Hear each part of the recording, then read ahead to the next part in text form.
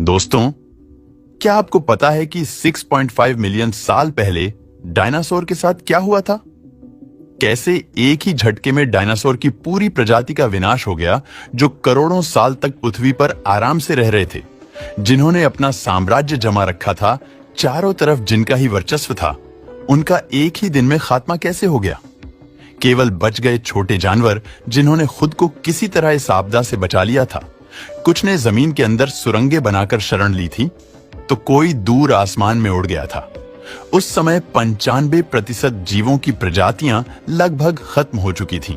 लेकिन क्या आपके दिमाग में सवाल आया कि क्या वाकई में डायनासोर का अंत उस एस्टेरॉयड की वजह से हुआ था? आइए एक बार फिर से डायनासोर के उस अंत की कहानी को जानने की कोशिश करते हैं, और डायनासोर के अंत से जुड़े कई सवाल हमारे मन में उठते हैं।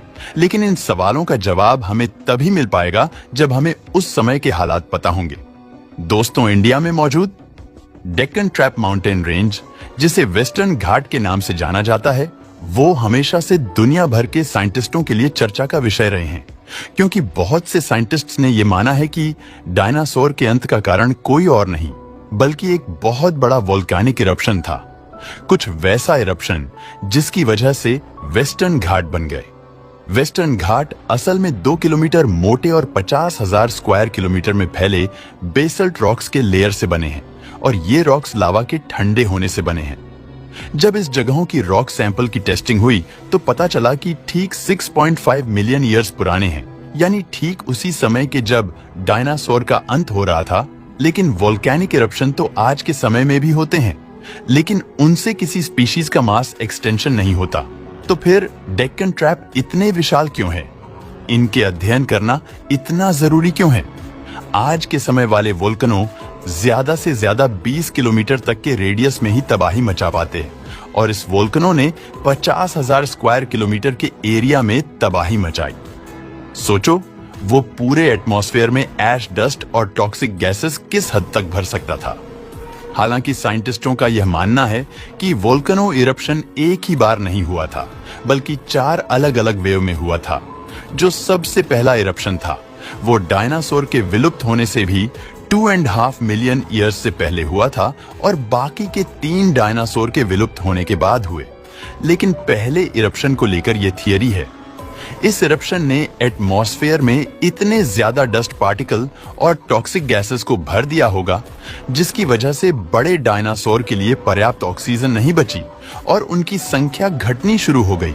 लेकिन ये थ्योरी कितनी कन्विंसिंग क्यों ना हो, साइंटिस्ट आज भी एस्टेरॉयड वाली थ्योरी को ही फेवर करते हैं। अगर एस्टेरॉयड वाली थ्योरी को सच माने तो चलिए जानते हैं कि उस एस्टेरॉयड स्ट्राइक के समय वो मंजर कैसा था। आज से 6.5 मिलियन साल पहले 10 किलोमीटर चौड़ा एस्टेरॉयड पृथ्वी के अंदर दाखिल हुआ। उसका वायुमंडल से टकराव इतना जबरदस्त था कि उसके एक सुपरसोनिक साउंड भी हुई, जिसकी आवाज इतनी लाउड थी कि पृथ्वी के दूसरी ओर मौजूद जानवरों के भी कान के पर्दे फट गए थे। एटमॉस्फेयर के अंदर एंटर करते ही 5 सेकंड के अंदर यह एस्टेरॉयड मैक्सिको के युकाटन पेनिनसुला नाम के शैलो वाटर में जाकर गिरा। जब ये माउंट एवरेस्ट जितना बड़ा और 460 ट्रिलियन टन वजन वाला हैवी एटमॉस्फेयर 20 किलोमीटर प्रति सेकंड की स्पीड से धरती से टकराया, इसका इंपैक्ट इतना ज्यादा खतरनाक था, इतना जबरदस्त था कि उस जगह पर 150 किलोमीटर चौड़ा और 20 किलोमीटर गहरा गड्ढा बन गया। इसको आज हम चिकसुलप क्रेटर कहते हैं। ये इतना गहरा है कि इसमें एक के ऊपर 120 बुर्ज खलीफा समा जाएंगे। इससे आपको पता लग गया होगा इस टकराव से कितनी एनर्जी रिलीज हुई होगी, और साइंटिस्ट के अनुसार इतनी एनर्जी 1500 किलोमीटर के रेडियस में हर चीज को पिघलाने के लिए सक्षम थी, जिसकी वजह से उनकी हड्डियों तक नहीं बची थी। कुछ साइंटिस्ट का यह भी कहना है कि उसके कुछ टुकड़े तो चांद तक पहुंच गए थे, और जो नहीं पहुंचे थे वो वापस पृथ्वी की ग्रेविटी में आकर आग के गोले बनकर फिर से बरसने लगे। इन सब की वजह से कुछ ही सेकंड में पृथ्वी अपनी जगह से इतनी सरक गए कि पूरे पृथ्वी पर 12 मैग्नीट्यूड के भूकंप शुरू हो गए। हर जगह से पृथ्वी का लावा फटकर बाहर आने लगा था। जमीन पर रहने वाले हर जीव अपनी जान बचाने के लिए यहां से वहां भाग रहे थे। लेकिन कुदरत का ये वहशी रूप कोई जानवर झेल नहीं पाया और देखते ही देखते 10 मिनट के अंदर पृथ्वी के 30% जीव खत्म हो चुके थे और वहीं दूसरी तरफ पानी में रहने वाले जीव डरे हुए तो थे, लेकिन साथ ही वो ये सोच रहे थे कि वो बच गए। पानी में रहने वाले जीव जीत से पहले का जश्न मना रहे होंगे, क्योंकि तबाही का मंजर तो अभी बाकी था। वो नहीं जानते थे कि ये तबाही से पहले का सन्नाटा है। टेरेस्ट्रियल जीवों की मुसीबतें अभी खत्म नहीं हुई थी। एस्टेरॉयड इंपैक्ट और वोल्कनों की वजह से हवा में उड़ते छोटे छोटे पत्थर जलते ओलों की तरह जमीन पर बरसने लगे थे। लावा और जलते ओलों ने पूरे जंगलों में आग लगा दी थी। जमीन और आसमान में रहने वालों के लिए अब भागने की कोई जगह नहीं बची थी। पृथ्वी अब आग में जल रही थी, जिससे धुआं उठ रहा है। इस मंजर में हमारी पृथ्वी पर 50% से भी ज्यादा जीव खत्म हो चुके थे। टॉक्सिक गैसों की वजह से बड़े जीवों को पर्याप्त ऑक्सीजन नहीं मिल रहा था और यही टॉक्सिक गैस से बादल बनकर एसिड रेन फॉर्म करके वापस बरसने लगे।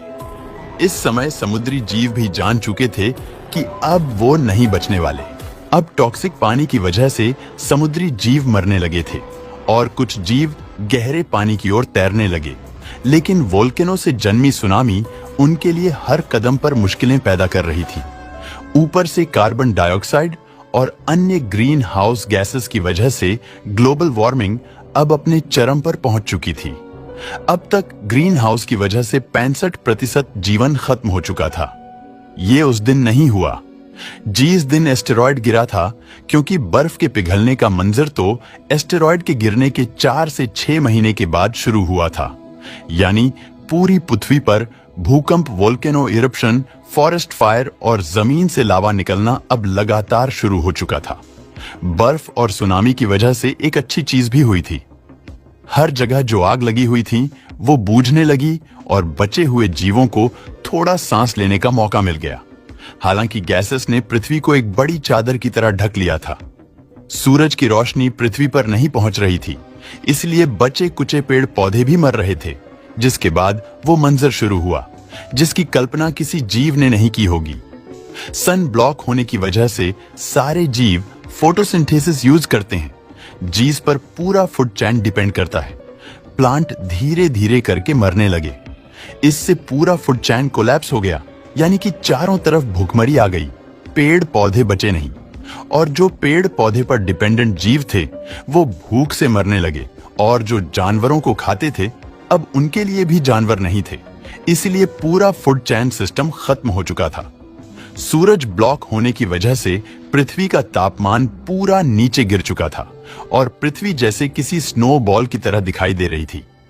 जीवों और पेड़ पौधों में काफी उत्साह था, लेकिन पृथ्वी पर जीवन फिर से पनपा पेड़ पौधे के रूप में देखते देखते पूरी पृथ्वी पर एक बार फिर से हरी भरी दिखाई देने लगी और लौट आए। छोटे छोटे मैमल्स जो अपनी गुफा के अंदर किसी तरह जिंदा रह पाए थे, एक बार फिर से यही मैमल्स जिन्होंने जमीन के अंदर शरण लेकर अपने जीवन को बचाया था, वही हमारे पूर्वज है और यही से एक बार फिर से नए जीवन की शुरुआत होने वाली थी। यानी कि इस पृथ्वी पर जीवन को बचाने में सबसे ज्यादा मेहनत यही जीवों की है, वो यही मैमल्स थे। दोस्तों, ये वही जीव थे। जब बाद में कई चेंजेस हुए और हम लोग जो खुद को सबसे बड़ा मानते हैं, वो इंसान तो केवल 5 मिलियन साल पहले ही दुनिया में आए हैं और वो भी अलग अलग रूप में। दोस्तों, वीडियो पसंद आया हो तो लाइक और